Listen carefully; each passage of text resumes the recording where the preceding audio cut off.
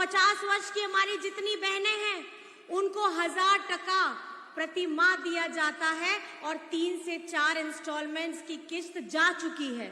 और दिसंबर से ये प्रति माह 2500 रुपए होने वाला है, मतलब साल का 30,000। आज झारखंड में माताओं के लिए, बहनों के लिए, हमारी बच्चियों के पढ़ाई के लिए, हमारे भाइयों के स्वरोजगार के लिए, और आप लोगों को पता ही है कि यहाँ पर में कितनों का बिजली बिल माफ हुआ है। जरा हाथ खड़ा करके दिखाइए तो, सबका हुआ है बिजली बिल माफ? इस महंगाई के समय में जब केंद्र सरकार हमें हर चीज खरीदने के लिए, चाहे हमारा साग सब्जी हो, दाल हो, तेल हो, कपड़ा लत्ता हो, उसके लिए हर चीज महंगी है। अगर उसमें भी बिजली बिल हमारा इतना लंबा आ जाए तो सबके सर के ऊपर में कितना बोझ रहेगा। और ये बोझ को हटाने का काम किसने किया है? आप ही लोग बताइए, बिजली बिल माफी किसने कराई है? कराई है ना? तो आपके चेहरों पे खुशी लाने का काम किसने किया है? और आपके आर्थिक स्वरूप से मान सम्मान बढ़ाने का काम किसने किया है? मैं आपको ये बताना चाहती हूँ, ये झारखंड की सरकार है, ये आपकी अपनी सरकार है, ये आपकी अबुआ सरकार है। जितने भी हमारे किसान भाई हैं, आज उन लोगों का एक किसान का 2-2 लाख रुपए माफ हुआ है। आज ये ऋण लेकर के हमारे किसान लोग अपना खेती बाड़ी करते थे, कहां से लेकर के आएंगे? उनके सर से भी जो बोझ उतारने का काम किया है वो झारखंड सरकार, हेमंत सोरेन सरकार ने किया है। हमारे दादा, इन्हें भी अभी एक ऐसी जिम्मेदारी मिली थी और इन कम समय में भी इन्होंने उन जिम्मेदारियों को बखूबी निभाया है। आज आपके लिए, हम लोगों के लिए, चाहे हम आदिवासी सरना धर्म कोड हो, हमारे पिछड़ों का 27% का आरक्षण हो, विधानसभा से कौन पारित कराया है? यही आपकी हमारी हेमंत सरकार, यही हमारी महागठबंधन सरकार, इसी ने ही विधानसभा से पारित कराया और केंद्र में जाकर के ये केंद्र में मंत्री लोग इसको रोक देते हैं। आज ये नहीं चाहते कि आदिवासियों का सरना धर्म कोड इन्हें मिले। ये पिछड़ों का आरक्षण जो जब सरकार बनी थी झारखंड में पहली बार बीजेपी ने ही 27% को घटा करके 14% किया, और आज झारखंड में सबसे ज्यादा शासन भी 18 से 20 वर्ष ये बीजेपी के लोगों ने, एनडीए के लोगों ने किया। और पिछड़ों का ये 27% जो ये 14 उस समय घटाए थे, ये 14 से 27 आज तक नहीं करा पाए थे, ये हम लोगों ने, हमारी ये सरकार ने किया है। आपको समझने की जरूरत है, हमारा ये महागठबंधन गरीब, गुरबा, दलित, पिछड़ा, आदिवासी, हम लोग का गरीब जनता का ये आवाज है। और ये बीजेपी के पास में कौन है? ये बीजेपी के पास में बड़े बड़े व्यापारी करने वाले, धन कुबेर वाले लोग, वैसे लोग हैं जिनका बड़े बड़े ये लोग पैसा भी देते हैं, चंदा भी देते हैं और इनके बड़े बड़े कर्जों को माफ भी करते हैं। केंद्र सरकार के पास इन धन कुबेरों का कर्जा चुकाने के लिए पैसा है, लेकिन हमारे किसानों का जो अपना सब कुछ शरीर गला करके अब यहाँ पे अनाज उगाता है और लोन लेकर के, ऋण लेकर के अनाज उगाता है, उसका लोन चुकाने का पैसा नहीं है। आप लोगों को ये समझना होगा, हमारा चाहे राज्य हो, हमारा देश हो, ये चलेगा तो बाबा अंबेडकर के संविधान से ही चलेगा और उनके संविधान से ये राज्य भी चलेगा और ये देश भी चलेगा। यहाँ मनुस्मृति वाले सोच के लोगों का यहाँ कोई जगह नहीं है। हमारे हक अधिकार की लड़ाई उस वक्त में आज हम महिलाएं लोग मंच पे आकर के अपनी बातें कह रहे हैं। महिलाओं को भी वोट देने का अधिकार बाबा अंबेडकर जी ने दिया था।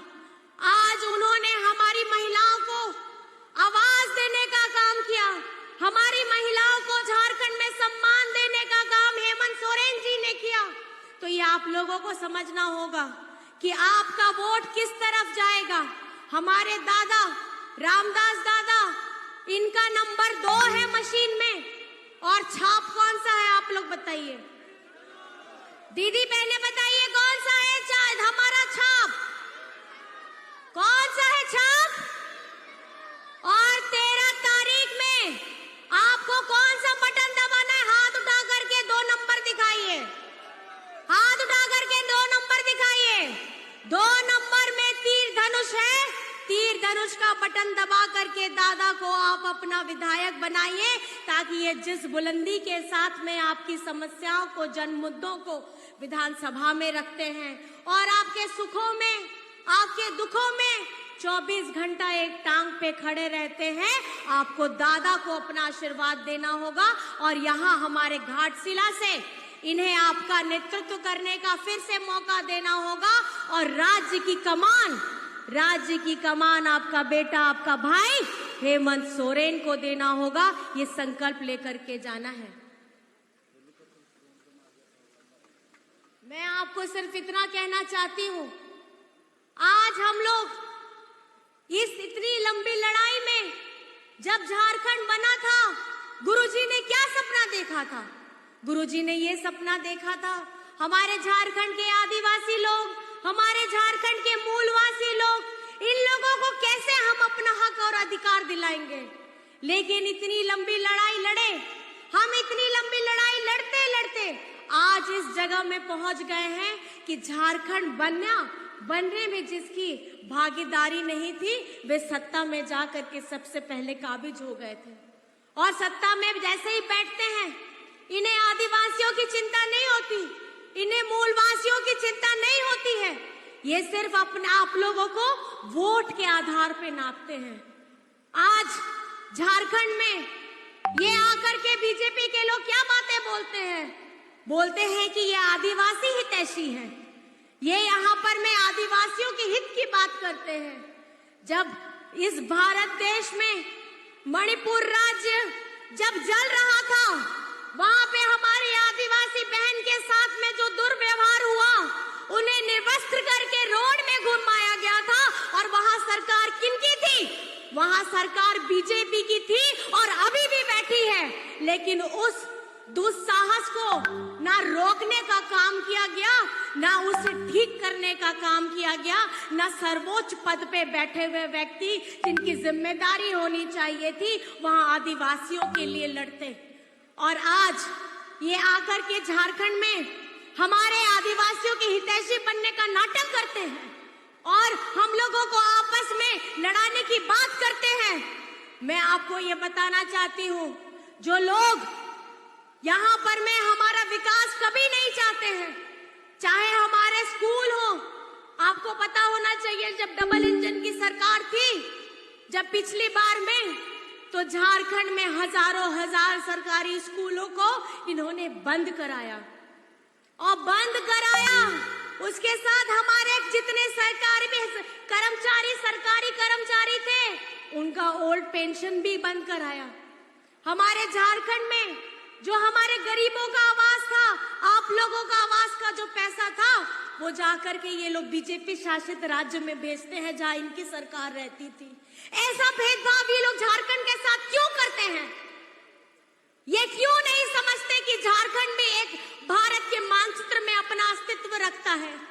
ये धरती है भगवान बिरसा मुंडा की, ये धरती है पोटो हो की, ये धरती है सिद्धू कानू फूलो झानो की, ये धरती है नीलांबर पीतांबर की, ये धरती है निर्मल महतो की।